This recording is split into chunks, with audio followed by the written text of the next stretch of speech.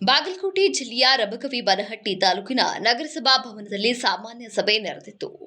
ಆ ಸಭೆಯಲ್ಲಿ ತಂಬಾಕಿನ ಬಗ್ಗೆ ಮಾತನಾಡಿ, ರಬಕವಿ ಬನಹಟ್ಟಿ, ರಾಂಪುರ, ಹೊಸೂರು ನಗರದಲ್ಲಿ ತಂಬಾಕು ಮಾರುವವರು ಕಡ್ಡಾಯವಾಗಿ ಲೈಸೆನ್ಸ್ ಅನ್ನ ಪಡೆಯಲೇಬೇಕು ಎಂಬ ಷರತ್ತನ್ನ ಒಡ್ಡಿದ್ದಾರೆ. ಹಾಗೆ ಸರ್ಕಾರಿ ಶಾಲೆ ಬಿಟ್ಟು 200 ಮೀಟರ್ ದೂರದಲ್ಲಿ ತಂಬಾಕನ್ನ ಮಾರತಕ್ಕದ್ದು. ಒಂದು ವೇಳೆ ಮಾರಿದಲ್ಲಿ ನಗರಸಭಾ ಅಧಿಕಾರಿಗಳು ದಂಡ ಮತ್ತು ಶಿಕ್ಷೆಯನ್ನ ಕಡ್ಡಾಯವಾಗಿ ಹಾಕುತ್ತಾರೆ ಎನ್ನಲಾಗಿದೆ.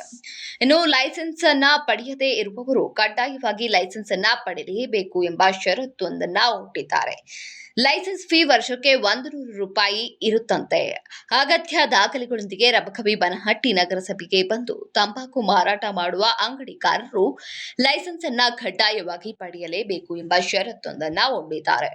ಇನ್ನು 2 ರಿಂದ 3 ತಿಂಗಳಿಗೊಮ್ಮೆ ನಡೆಯುವಂತಹ ಸಾಮಾನ್ಯ ಸಭೆ ಇದಾಗಿದ್ದು, ಸಾರ್ವಜನಿಕರಿಗೆ ಅನುಕೂಲವಾಗುವ ಬಗ್ಗೆ ಚರ್ಚೆ ಆಗೋದೇ ಇಲ್ಲ ಎಂದು ಗಂಭೀರ ಆರೋಪ ಮತ್ತು ಅಧಿಕಾರಿಗಳು ಸದಸ್ಯರು ಗಮನಕ್ಕೆ ತರದೇ ಇರೋದ್ರಿಂದ ತಮ್ಮ ಮನಸ್ಸಿಗೆ ಬಂದಂತೆ ಅಧಿಕಾರಿಗಳು ಅಧಿಕಾರವನ್ನ ನಡೆಸ್ತಾ ಇದ್ದಾರೆ ಎಂದು ಗ್ರಾಮದ ಸದಸ್ಯ ಯಲ್ಲಪ್ಪ ಖಟ್ಟಿಗಿ ವಿರೋಧವನ್ನ ವ್ಯಕ್ತಪಡಿಸಿದ್ದಾರೆ. ಇನ್ನು ಇದೇ ಸಂದರ್ಭದಲ್ಲಿ ನಗರಸಭೆಯ ಪೌರಾಯುಕ್ತ ಜಗದೀಶ್ ಇಠಿ, ನಗರಸಭೆಯ ಅಧ್ಯಕ್ಷ ಶ್ರೀಮತಿ ವಿದ್ಯಾ ದಬಾಡಿ, ಉಪಾಧ್ಯಕ್ಷ ಶ್ರೀಮತಿ ರೂಪಾ ಗಾಡಿವಡರ, ಸ್ಥಾಯಿ ಸಮಿತಿಯ ಚೇರ್ಮನ್ನರು ಅರುಣ್ ಬುದ್ನಿ, ಇನ್ನು ಹಲವಾರು ರೀತಿಯಾದಂತಹ ಗೌರವಾನ್ವಿತ ಸದಸ್ಯರು ಸಭೆಯಲ್ಲಿ ಭಾಗಿಯಾಗಿದ್ದರು.